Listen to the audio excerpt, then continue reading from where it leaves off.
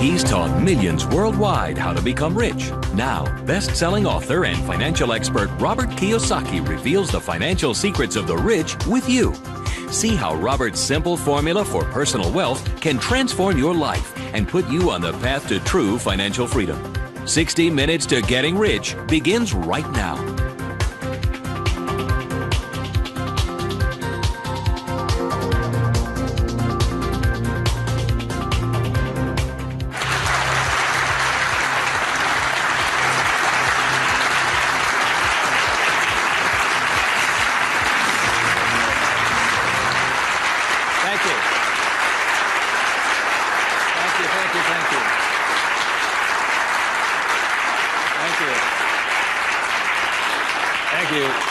You're very kind. Thank you very much.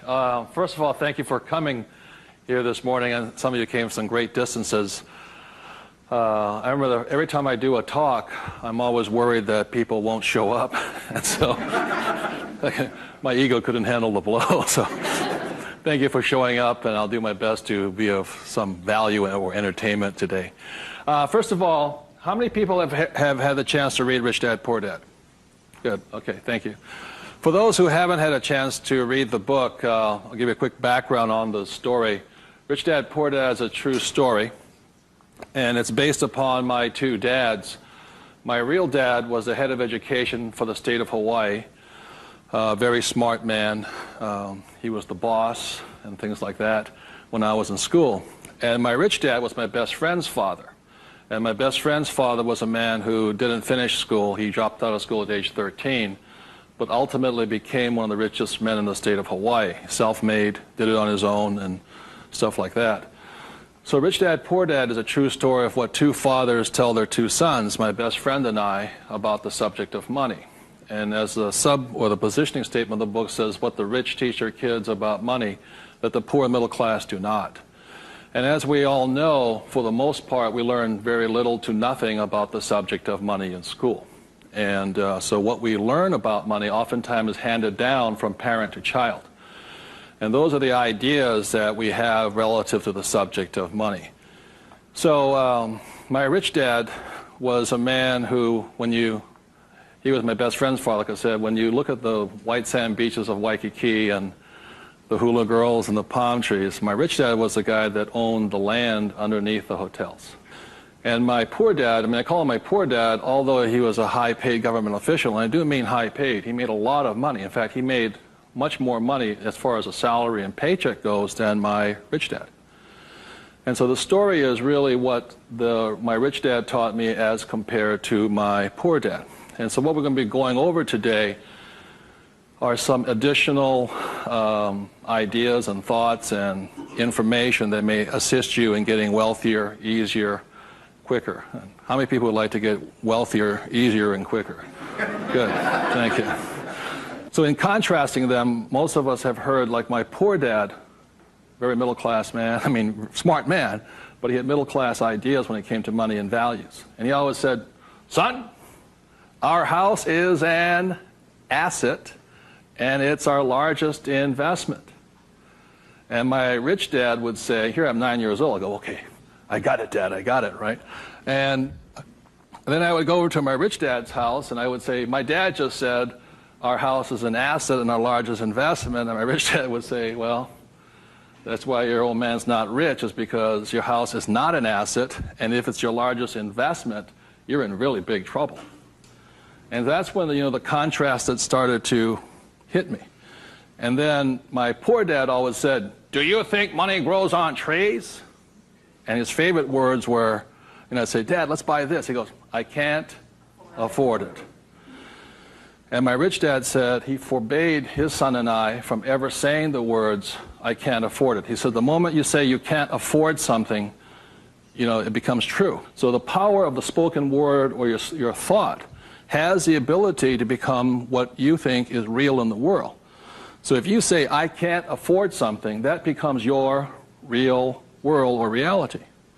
And what my rich dad said instead was, instead of saying I can't afford it, simply say, how can I afford it? Or in school a lot of times, I'd say, hey Dad, guess what, I'm going to be a millionaire. He goes, you can't do that. And my rich dad said, never say you can't do something. Ask yourself, how can I do it? And he said, and just in the switching of those words, if you say, how can I afford it, your mind opens up to the possibility. And your mind then has to go to work. This is your single most powerful tool you have, is the brain. But if you say, I can't afford it, then the thing goes to sleep and it sits there, goes dormant, and doesn't have to do any more work. You're the one who's doing the work then. So those are some of the subtle, differences. My poor dad, the school teacher, the head of education, always said to me, he says, son, go to school, get good grades, get a safe, secure job, high-paying job, and work hard. And my rich dad said, that's a good idea if you want to work hard all your life. He says, but if you want to get rich, you have to learn how to have money work hard for you so you don't have to work for it. And you also have to learn to buy companies. Don't be the guy applying for the job, be the guy that's handing out the job. But I want to give you something I rarely say to people, is that there was 3 main points that I think made a difference in my life. And point number 1 is that I realized very early on in life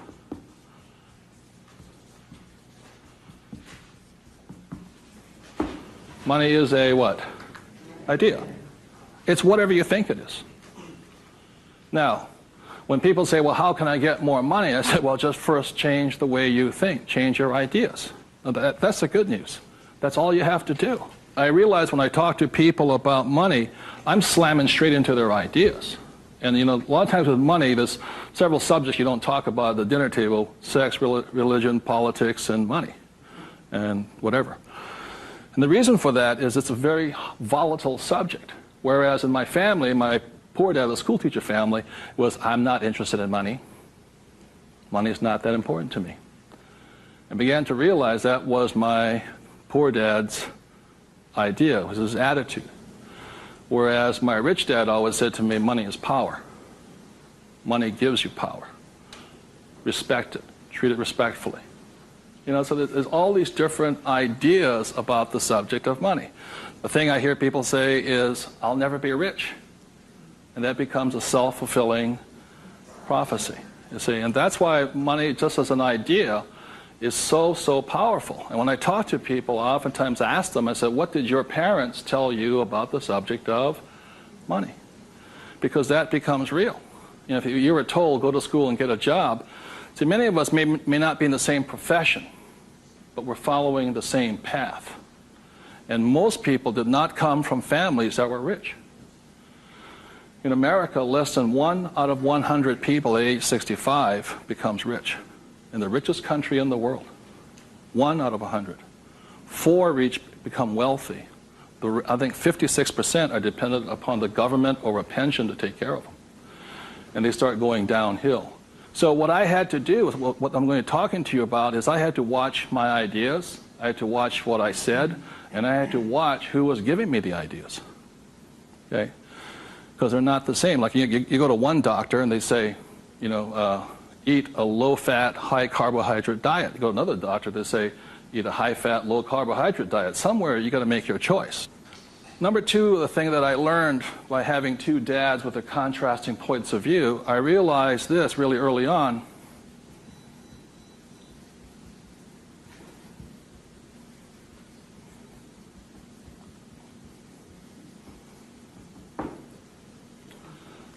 I realized that money doesn't make you what? Rich. Because my poor dad made more money than my rich dad. So I think one of the biggest mistakes we've been going into is a lot of times people actually think if I win the lottery, then I'll be rich. Or if I go to Vegas or gamble or my luck changes, then I'll be rich. It has nothing to do with it. Money is a very powerful tool, as my rich dad used to say. If you use it well, it'll make you richer. If you abuse it, it'll make you poor. So one of the big things that my poor dad made the mistake of saying, he always thought that if he got a pay raise, that would solve his money problems. And the trouble is, every time he got a pay raise, he got bigger problems. So it made him poorer and poorer the more money he made. Does that make sense, you guys? That was a very big problem with him. And then the third thing I realized by having 2 dads and having 2 contrasting points of view was that there's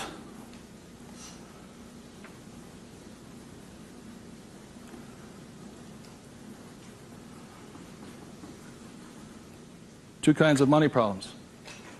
One problem is not enough money.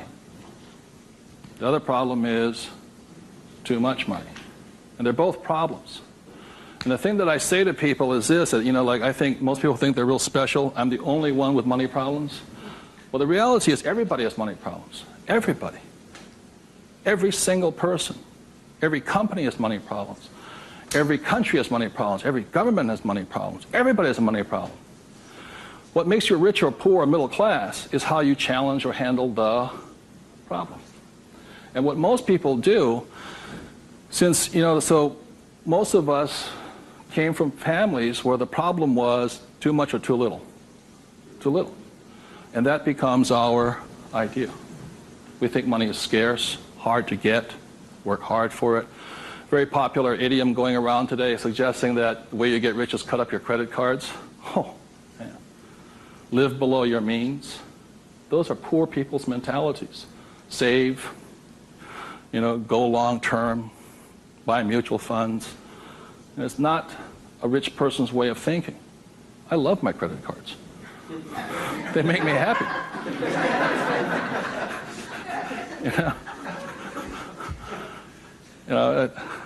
I drive, it says, drive a cheap car. I don't look good in a cheap car. I don't feel good. Now, the point I'm making here, again, there's poor, middle class, and rich. And very early on in my life, I really realized that being poor and struggling did not look good on my face. And I did not like it.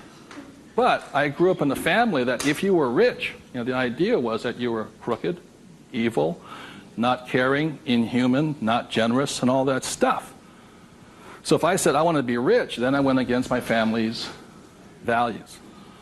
It was tough having that. Now, the other thing I saw was that by my rich dad managing his money well and becoming a business owner and an investor, that he got richer and richer and richer. Then he had a different kind of problem. His problem was too much money. And my rich dad said to me when I was about 18 or 19 years old, he said, son, there's two kinds of problems. Not enough or too much. Which one do you want? And at that point, does it make, and so I made an obvious choice. I said, I like the one with too much. I want to have that problem. And it's a very big problem. So knowing these three different things, I could make different distinctions and different choices in my life. The big point I want to make today is that money comes down to fundamentally a choice. That's all it is.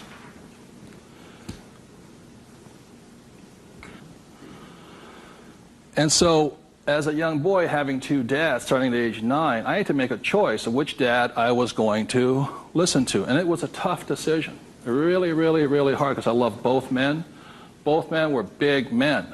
If there was a role model that they filled, they were tall, and they acted like John Wayne or Robert Mitchum, not Pee Wee Herman. They were big, strong, powerful, good, honest, hardworking men. I love them both. But their ideas were almost polarized, completely opposite. And that's why in Rich Dad, Poor Dad, in the book, I write that Robert Frost's poem, I think The Road Less Taken or The Road Less Traveled, I had to make a choice of which one I was going to listen to. Which one was I going to follow down the path? And I made that choice. And it was a hard decision because I had to go against my whole family's culture, beliefs, and they're all school teachers. When I came back from Vietnam, they said, because I got my bachelor's degree. I got that Bachelor of Science. They said, now, son, you are going for your master's, aren't you? I said, I kind of doubt it. He said, but you won't get a good job. You get a better pay raise if you have a higher degree. I said, I'm not going to get a job. And it's hard. You sit at the dinner table and there's no conversation, Well, you going to get your doctorates? I said, well, if I'm not going to get my master's, I don't think I'm going to get my doctorates, Yeah, but you get a better pay raise. They came from the government model that it was not what you did, it was how high, what your degree was that you got paid by. And that's their reality. It's not my reality. So I had to make a choice. And the thing I say to people is that in many ways I'm more like my poor dad. You know, when I retired in 1994, sold my company and all this, I was set for life. You know, I realized that I'd been too much like my rich dad, and that I wanted to run the second half of my life more like my poor dad, but I was going to teach people what my rich dad taught me. And that was a decision I made. But the thing is, it's a choice. And my propensity, my natural inclination, my genetic makeup, my mental makeup is more to be poor. I have to fight my natural inclination to go for job security, to play it safe, save money, invest for the long term, all that other rot my father believed in. The point I'm making here is this: every morning I get up, I still make the same choice. Every morning I get up, I make the choice. Do I make the choice to be poor, middle class, or rich? And we all have that choice. You know, we have to, as individuals, make that choice.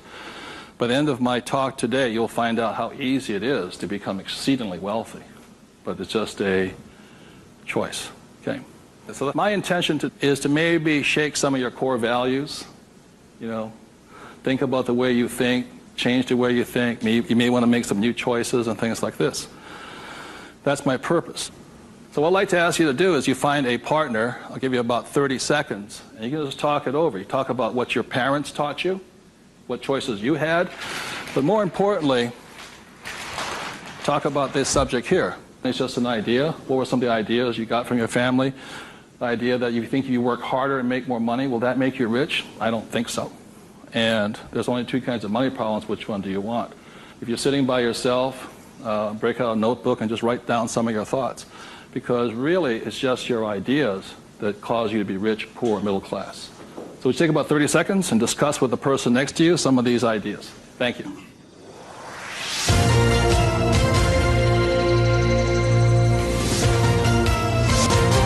The main point of the book, Rich Dad, Poor Dad, for those who have not read it, so this is book number 1. The main message and the point is the importance of financial literacy. Can you read a financial statement? So, again, comparing my rich dad and my poor dad, the school teacher, was very word literate. I mean, he read a novel a week. He read constantly. And he used to say to me, you know, readers are leaders and leaders are readers. I said, good. And I go see my rich dad, who didn't read that much. He says, but the difference between your father and I is I can read numbers. So so Rich Dad, Poor Dad is very simply about the numbers. And this is an income, expense, assets, and liability. And that's the basis of financial literacy, financial statement.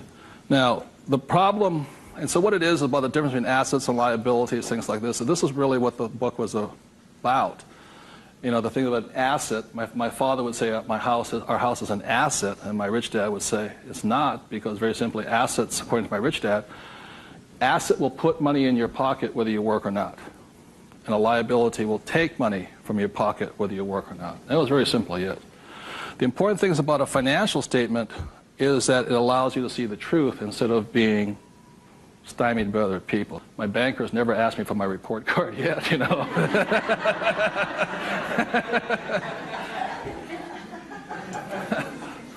And what your banker asks for is your what? Financials.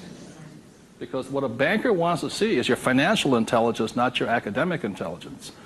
And both are important. Academic intelligence is important, you know, forever.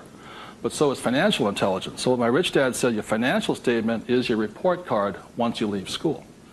And the problem is 99% of the people leave school and they don't have a clue what a financial statement is, much less what a checkbook is. You know, they know credit card, but they don't know much beyond that.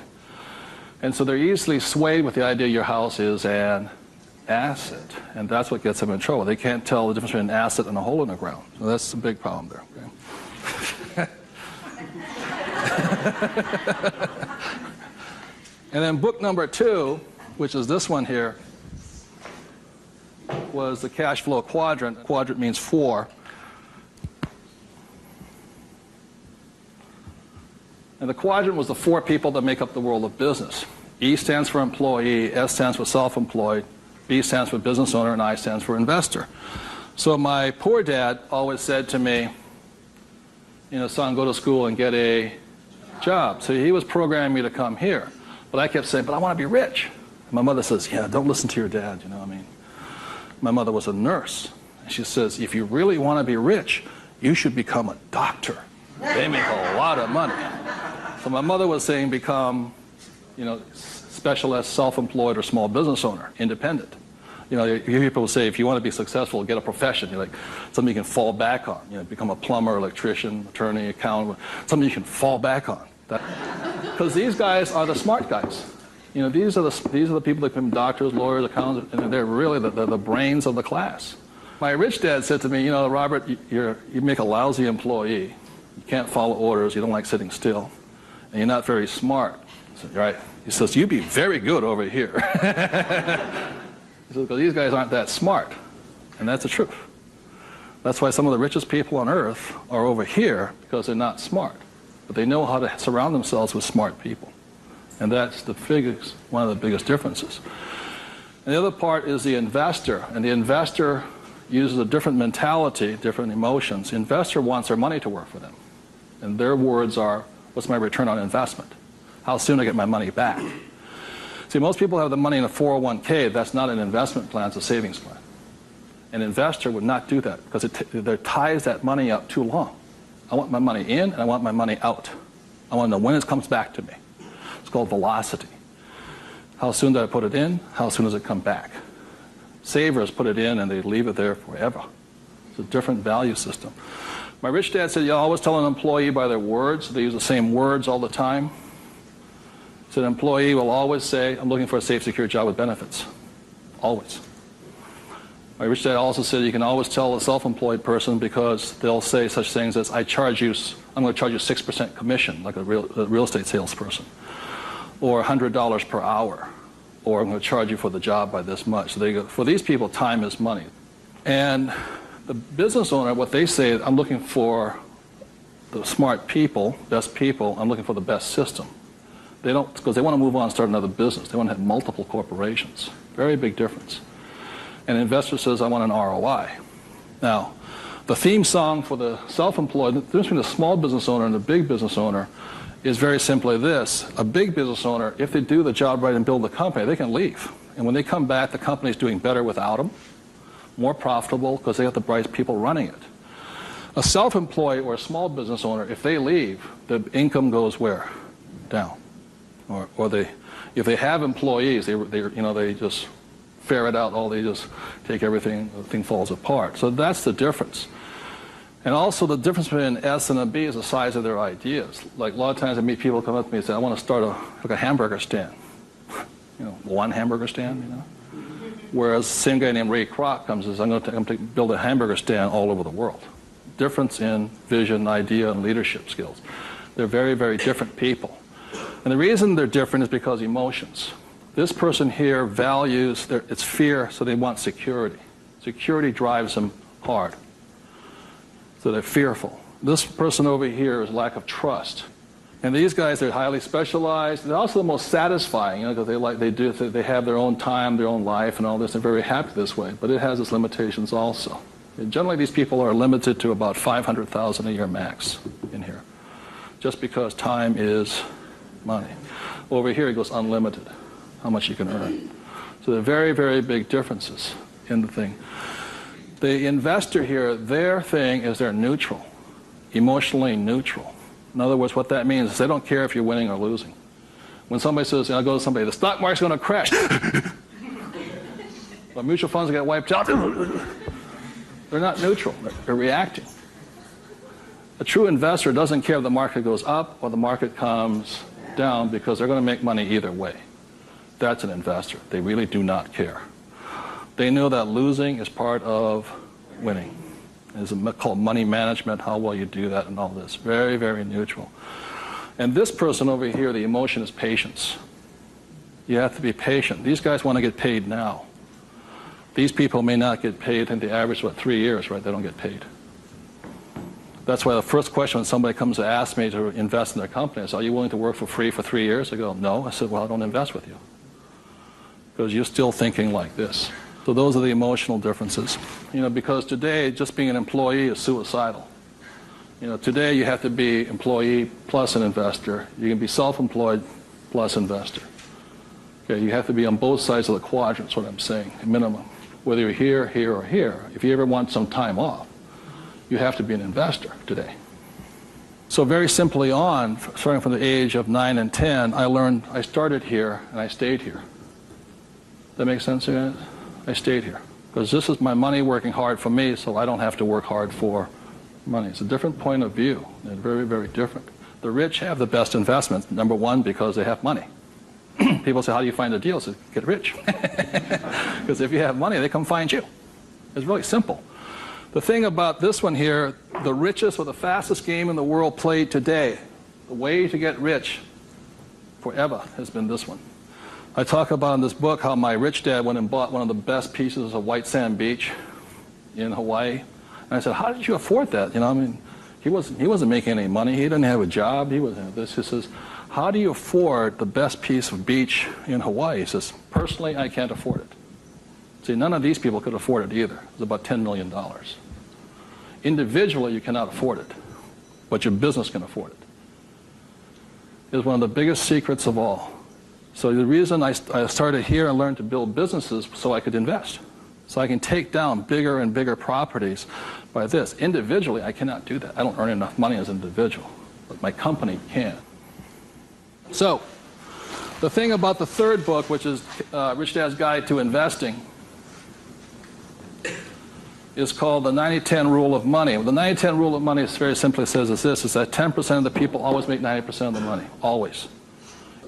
That's a very big part of it. And a big part of the investment book is how do you take your idea, build a business around it, and take your business public. So the reality, as I know, is every single one of you sitting out there in the audience, you have an idea that can make you exceptionally wealthy beyond your wildest dreams. Every one of you is creative enough to have an idea. The trouble is, when you went to school, they didn't train you to be a business owner. They trained you to be an employee, working for the rich. What the rich have the ability to do is take their ideas and create massive businesses out of them. So you have your business, which does your investing for you. And the tax laws are written in your favor investing through a business. That's how the rich get rich, because they pay less in taxes, very simply because they invest through the B and I quadrants. Investing from here, the laws are written against you here. In America, 1943 was the Current Tax Payment Act, which made anybody who was an employee could not pay themselves first. Government gets paid first. If you get a pay raise, government gets a pay raise. Forever. Forever. You make $1 million, you still pay more in taxes, incrementally. 1986, they passed the Tax Reform Act of '86. All doctors, accountants, attorneys, and the laws were changed against them. But they never changed the laws for the rich, because this is how the rich have gotten rich, by owning corporations and businesses. And that's been in effect since 1215, which is the signing of the Magna Carta. So ever since the thing is, you have to know, you want to get rich, you have to play by the rules of the rich, because the rich make the rules. And for the last thing I'll say about taxes is this. If you're an employee, the tax laws is that your financial looks like this. If you're a business owner, your financial looks like this. And the big difference here is this, is as an employee, your first line item expense is tax. If you're a business owner, it's the last. That is the biggest loophole ever. And that's why the rich get richer. They can take their money that comes in here and goes in here, and these guys, the money comes in and goes there. Very big difference. So would you take 30 seconds and discuss whatever you have heard so far? Thank you very much.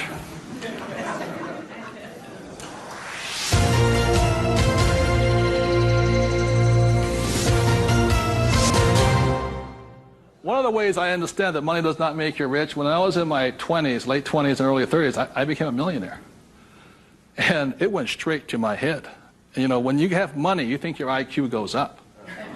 And in reality, your IQ goes down, you know. And it was fast cars and even faster women. And I was a millionaire. I was a bon vivant around Waikiki. Now, I don't regret a thing. It was a lot of fun.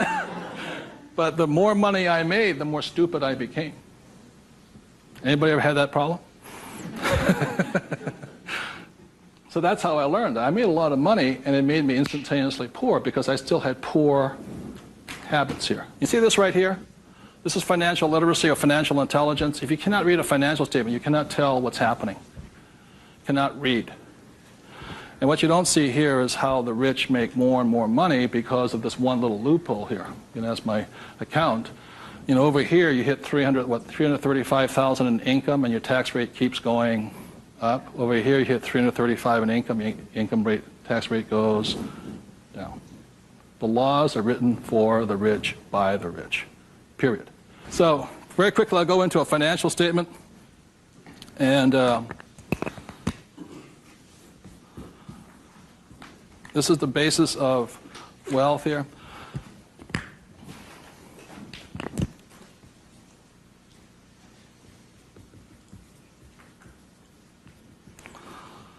So what happens to most people is they say their house is an asset and all this. My rich dad said, your house is not, whether a house is an asset or not, has nothing to do with this thing here. It has to do with the most single important word in business, and that word is called, what's the word? Cash flow. It's cash flow determines it. So, very simply, when I was 9 years old, my rich dad said an asset is something that flows money into your pocket, and a liability is something that takes money from your pocket. Just because your banker or your accountant says your house is an asset doesn't mean it's an asset. So when I read a financial, I see something listed here, and then I see whether it lodges up here. Now, if it doesn't lodge up here, then it must be going this way. It's going out the expense with no income. Does that make sense, you guys here? That's a very simple way of looking at it. Now, taking it one step further, this is where the confusion sets in, is very simply because if you buy a house for, let's say, $100,000, and you get an $80,000 mortgage on it, you put $20,000 down, the problem is your house is listed both asset as well as liability, and that's where the confusion starts. It's listed in both sides, and that's the problem. So the thing here is this, and by the way, the word mortgage comes from the French word mortier, which means death. You know, so that means you're engaged until you're dead with the house, and staggering. So let's say you buy this little green house here. Okay. The way you know it's an asset or liability is, let's say I use it as a rental property, and after paying all taxes, you know, taxes, insurance, and expenses, and all this stuff, I make $100 a month. It shows up over here under income of $100 a month. Now, if let's say I have a tenant who trashes the place, doesn't pay me rent, takes me a year to evict the bugger, immediately that house becomes a what? Liability. So the house can be either asset or liability, but it's not because it's an asset or liability listed here. What determines if it's an asset or liability is income and expense. So what makes a person struggle financially is that what they do is they go out and buy a house, and they call it an asset. So you have a house mortgage over here. You buy a car, you call it an asset. You buy yourself a Gucci suit, that's called an asset. You get a gold watch, it's an asset, and all this. But they're really what? Liabilities. And so what happens is, I can tell if a person's rich or poor or middle class very simply by reading the financial. I can look at the financial and see this. If money's coming in and money's going out, this is the cash flow pattern of a poor person. It's not how much money you make. It's how you spend your money. I know a doctor here in Arizona, he makes over $500,000 a year. But he spends $525,000 a year. It comes in and it goes what?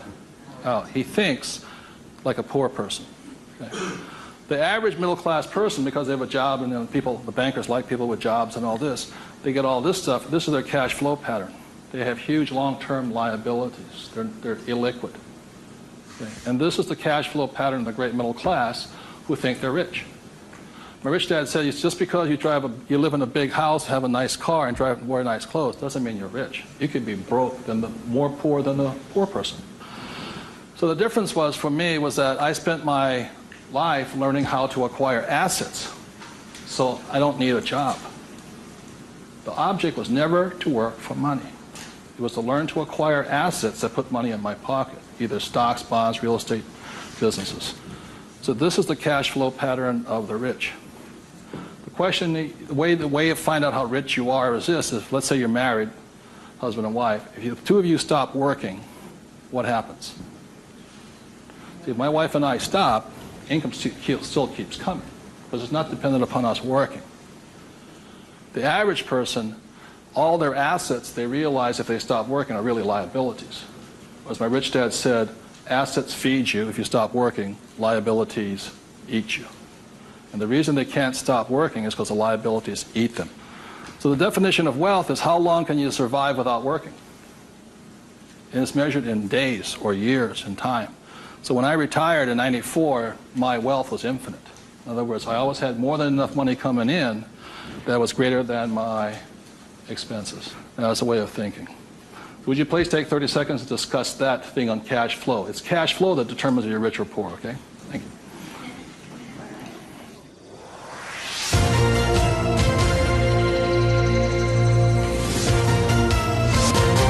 So one of the things I want to be clear on this is whether you're an employee, self-employed, business owner, or investor, the most important thing is this asset column here is your business. One thing my rich dad said, you got to mind your own business. You know, when you become an employee, you mind somebody else's business. You're self-employed, you're oftentimes helping somebody else's business. So regardless of where you are, this is your business here. Like I talk about a rich dad, poor dad, you know, somebody says, what profession are you in? What business are you? I'm a banker. So, well, what, you know, that's their profession. It's not their business.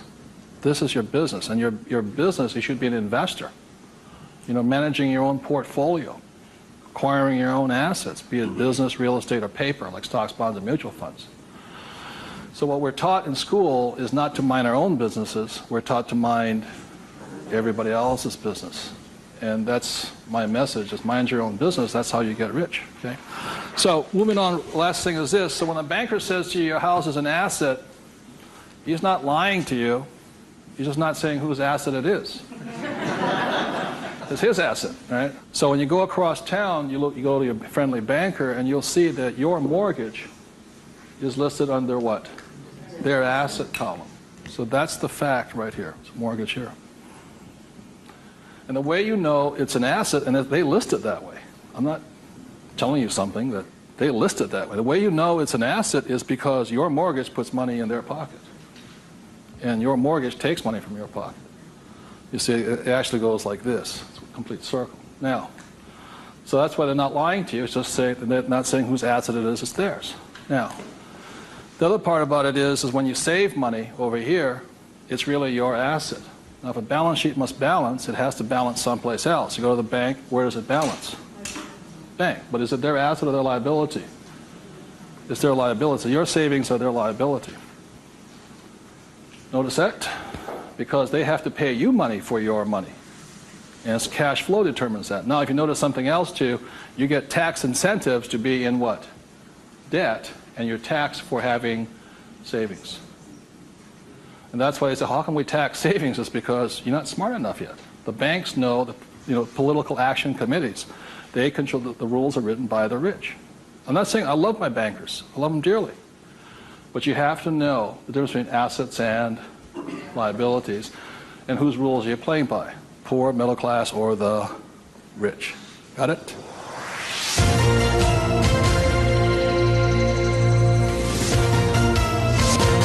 I'm going to talk about a subject that's getting nearer and dearer to many of my peers' hearts lately. And the subject is retirement, or the lack of the ability to retire. So I said the way I retired early has to do with the issue of this.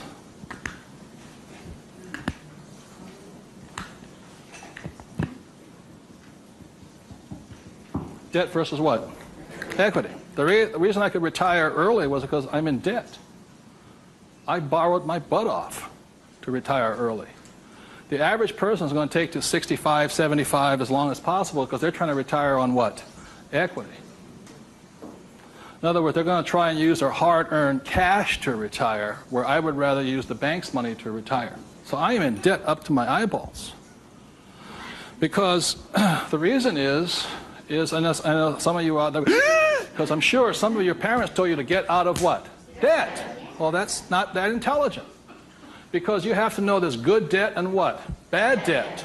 And most people are loaded with what? Bad debt.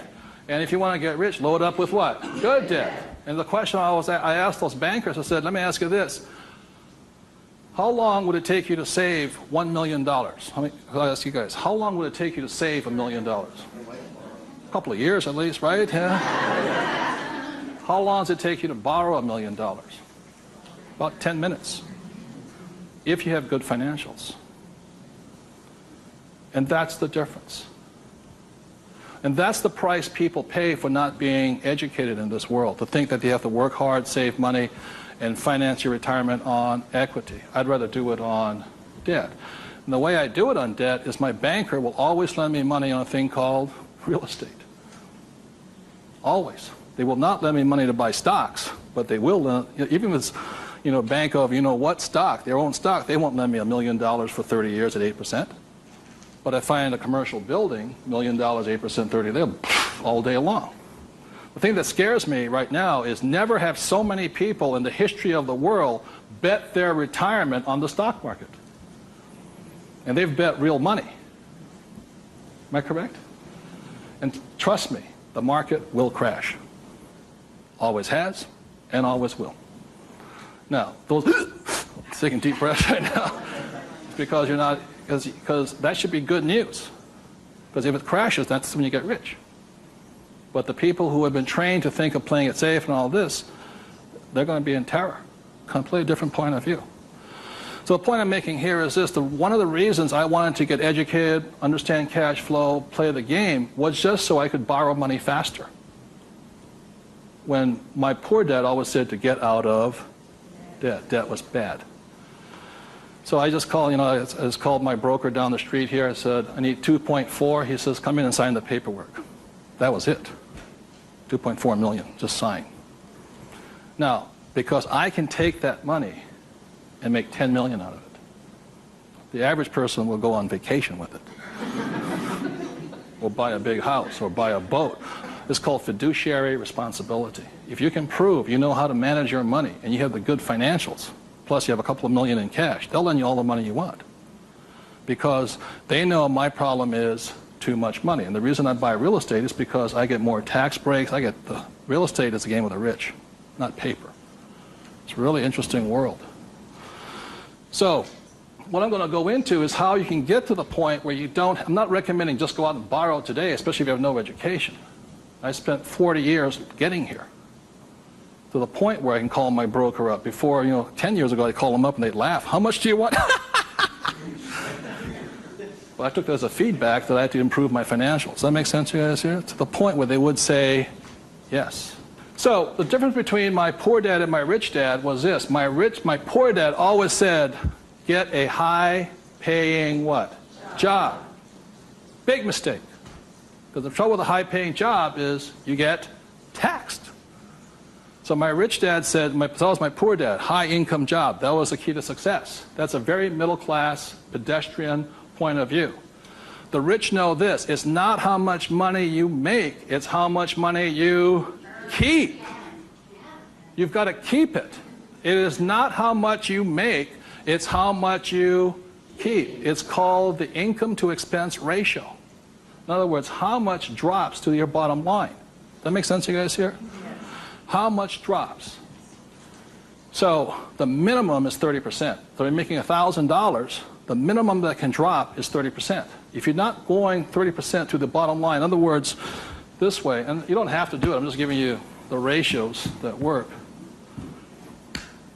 If you have $1,000 coming in this way, then 300 needs to hit here somehow. That's the ratio. The average person, you know how much is hitting here? Nothing. That's why they're poor. They're making more and more money, a high-paying job, you know. I went to the university to get a high-paying job, and I'm now at GS-19, and I'm getting more money, but less is dropping here. Does that make sense, you guys, here? Because they're buying more what? Liability. It's called the income-to-expense ratio. How much is dropping? That's what counts. I listened to Sir John Templeton. He said when he first got married, for every 1,000 that came in, 500 hit here. That's what makes the rich rich. It's not how much they make, it's how much they keep. It's a matter of focus. And my poor dad always said, I'm making more money. My rich dad says, I'm keeping more money. Big difference, huge difference in long-term wealth. It's how much is hitting this here. So the thing I have is an exercise that'll prove that anybody can be rich. And when I was a little kid, my rich dad gave me one of these. He gave me 3 of these little things. They're called what? Piggy banks. So if you want to get rich, go out and buy 3 of them. Okay? 3 piggy banks. That's all it takes to train yourself to think to be rich. Now, for every piggy bank, so you have 1 piggy bank, 2 piggy banks, 3 piggy banks. 1 is for saving, 1's for investing, and 1 is for tithing or charity. Very important to give. The decision you make today, I'm talking about choices. You can say, well, that's too simple, you know. But the choice you make is for the rest of my life, or for the next 90 days, whatever you can handle, how much am I going to put in each bank every day? Not once a week, every single day. Because what you're training is your brain to think like and act like and be like a rich person. You're dropping it to the bottom line. So, let's say the most you can handle today, given your horrific financial brilliance, is $1. Good. Now, I don't care the dollar amount, but I do care that you do it.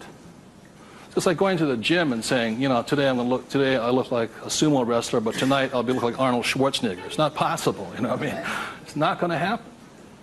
So how many people right now could say for the rest of your life, with 3 piggy banks, you'll put $1 a day away per bank? Good, right? And it's not, and everybody can do it. But the problem is, most people won't. And that's the difference. But once it hits your piggy bank, it's yours for the rest of your life. You pass it on for generations. That's what the rich do. The middle class finds some cheap and tacky excuse to break the bank. Am I correct? You know, I got to spend this money. That was my poor dad. Well, if I make more money, I'll get a pay raise next year. The government, you know, be a GS-19. But they kept breaking the bank. Now, it has nothing to do with the dollar amount. It has to do with the habit, the way of thinking, that this is more important to me than eating. It's more important than my kids' clothes. More important than everything else is this. This is first. So start with $1. Everybody can do that. All it is 0 to go to 10. Now, at this point, people say, well, that's not that tough. Try $10 a day. Then you see some heartbeats. At that point, you're now at the boundary of what's possible for you. There's only a 0 added on to it. And you want to spend it. Now, if this becomes easy at $10, then just up it to, and you'll find your heart rate going up. So when people say, well, this is a simple exercise, I'm beyond it, then try going to, it is not the dollar amount. I mean, it's not the things, it's the habit. And you know you're a stud.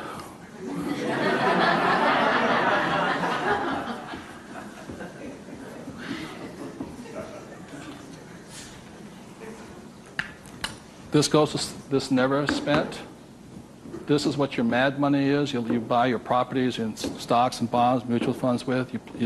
You can afford to lose this if necessary, but you never lose this one. And you tithe your church or charity of your choice. Now, I give to the charity that I would like to support, but I don't have the time to support. So you put your money where your body would be. Does that make sense to you guys here? My rich dad gave it to his church. My poor dad gave nothing. He says, when I have the money, then I'll give it. That's why he was poor. The next point here is that my rich dad always believed in job security. My poor dad, job security. And my rich dad believed in financial security. So the way you get financial security is, again, via these three things. This is the basis of it. Savings, investing, tithing. So the way you get financial security is start with this, and then I start investing with this. Does that make sense? My investing account, this is when I have my fun. I play with that money. So the deal here is this, whether you're buying a business, real estate, or paper, the ratio is this. You can ask my wife the question. For every, somebody says, well, you know, I don't have any money. How do I get some money? I said, start with that, the 3 piggy banks. Or how do you find a nothing down deal? The reason they want a nothing down deal is because they got nothing to put down, right? And that's the most risky thing you should do. You can only take a nothing down deal when you have a lot of money to put down, because it's too risky. I can take a nothing down deal because I got the money to cover it in case it goes bad on me. But the point here is this, how I got my experience, how I can find a deal is this. You can ask my wife this. For every one property I buy, how many properties or businesses or stocks do I analyze? 100. That's the ratio. Before I buy one piece of property, I will analyze a minimum of 100 properties. If I don't buy one property in that 100, I start all over again. It's 100 to 1 is the ratio. That's how I find a deal. Not only that, is when I had no money, what was I doing? Still analyzing a deal. It's 100 to 1 before you can find one deal. And people come, oh, you know, I went with a ride with a realtor and we found one property and we bought it. I said, how many did you look at? Just that one. That's an idiot, not an investor. They have no clue.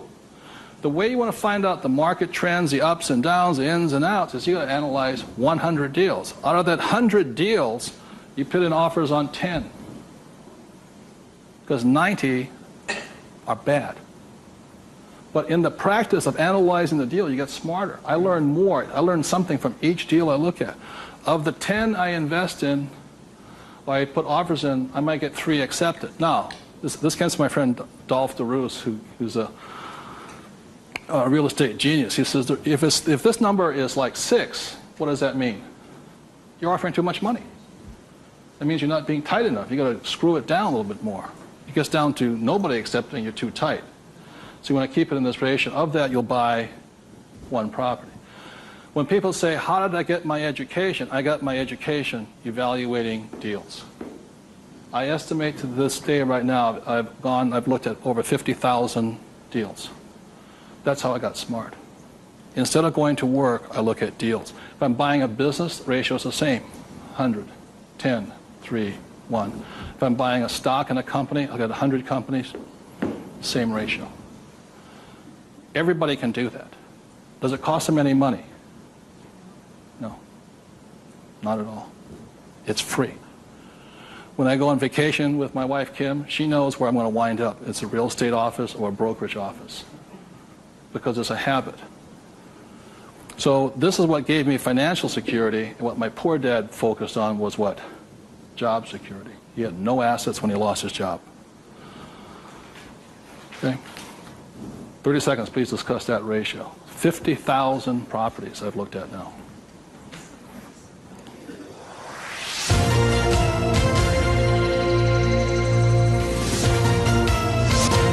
I'm going to do one last thing that, in my experience, keeps most people poor or struggling financially. So remember the 3 piggy banks? That gives you the money. Doing this, 100 deals. The reason I don't have a job is because it would interfere with me looking at deals. I don't want to do that. I'm looking at a deal constantly. That's the people that work with me constantly. That's all I'm doing is tracking down deals. It's a waste of time to work. I don't get rich. So that's the thing. The second part is most people don't have the time to spend the time to get rich. They're too busy working for the money. And the third part is most people say it's risky or it's fearful or they chicken out. You know, they see a deal. Even if they see it, they back out. And I've seen so many people do it. And the reason for that is because if this is an iceberg, okay, most people, they say, I'm going to get the 3 piggy banks, I'm going to look at 100 deals, but it comes time to put the money, we call it go hard on the dollar. Got to go hard. If this is your conscious mind, let's say, this is your what? Subconscious. Money, sex, politics, religion. This thing takes over. I have seen people go, I might lose money, when the stock market crashes, and what if this is bad, and, I'm going to call my accountant, my attorney. This talks. I see him walk away from it. Well, I'll think about it. It doesn't cost you anything to buy a piece of property. Nothing. It costs nothing. It's called you put an option down on it. I sit there and say, well, you got $1 million? I said, here's a $20,000 check. Don't cash it for a week. I'll see you. I option it. Same as in the stock market. Option. I don't use the thing. It doesn't cost you any money to buy a piece of property. But people will talk themselves out of it. Instead of interacting, these guys are reacting. And it's really tough here in Arizona, or you don't know what it's like to be in New York. I'm going, it doesn't make any difference, because the problem is between your ears. Because the fears come up, they start talking. You can't talk to these people at that moment. They're like, and the reason is because of the magic word. What is it? Fear. And what happens to the average person, fear stands for false evidence appearing real. And what I mean by false evidence is that if this starts talking, they'll start gathering the evidence to make sure that it's real. Well, you know that most businesses fail. Let me show you the facts, and let me show you the stats. See, they're looking for all that false evidence. They'll validate, they'll justify it. They'll call their mother, their sister-in-law, their brother-in-law. Yeah, we agree with them. Am I right? Yeah. They'll make it real. It's not real. Like, I got crucified that said, that the 9 out of 10 businesses fail. I said, that's correct. Most of them fail, but one makes it. I said, look, I failed twice. Twice I was part of the 9, but once I made it to the 10. The difference between you and me is you haven't failed at all yet. Yogi Berra once said the great thing about the National League is that if you strike out 7 out of 10 times, you're in the Hall of Fame. So the biggest mistake was by my poor dad, my rich dad, this did his thinking for him. He could give you all the reasons why you fail. When I failed, I felt terrible for about a year. It was horrifying. I lost millions of dollars. Self-esteem, I was homeless again, on the street and all this. But once I got that back, I was stronger. Then I failed the next time. A little bit, 6 months, depression. Third time I hit it. Difference is my poor dad said, you failed. My rich dad says, you haven't failed enough. There is a difference. And my rich dad also said, failure is part of success. People who avoid failure also avoid success.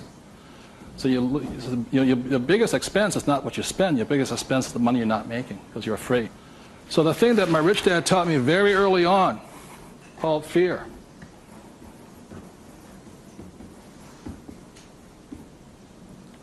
Fail early and fail responsibly. Look, if you know you're going to fail, do it now. Don't wait. Because each time you make a mistake, you get smarter if you do it responsibly. So the thing that I do is when I fail, I go, like I said to my investors a couple of 4 years ago, I said, I need to raise $3 million. The chances are we're going to fail. And if you can't handle the $50,000 shot, don't put your money in here. There's a good chance I'm going to fail on this one. So people left the room, and I got more money because I was forthright with them. I said, if I lose it, I'll tell you I lost it, and I'll tell you the next deal. But failure is part of the process. So the thing that I say to people is fail early, correct, but fail small. The first deal my wife and I did when we got back into real estate was a $45,000 deal, $6,000 down. If we failed, we would have got smarter than somebody who didn't fail at all. But we didn't. So we pushed the boundary, going bigger and bigger, hoping to fail. While everybody's avoiding failure, I'm hoping to fail because I'm going to get smarter. I open my mind up, I ask people for their advice, I synthesize the data, make my own decision. But I live and die. If I make a mistake, I own this. I apologize, I blew it. I made a mistake. This is what I learned. Continue on. So I want to thank you all for being here. The thing I want to leave you most with is that every morning, you know, as a 9-year-old boy, who was going to listen to? It was a choice, rich dad or poor dad. Every morning I get up and I still make that choice. Who am I going to listen to? And I hope you make your choices for yourself. Thank you very much.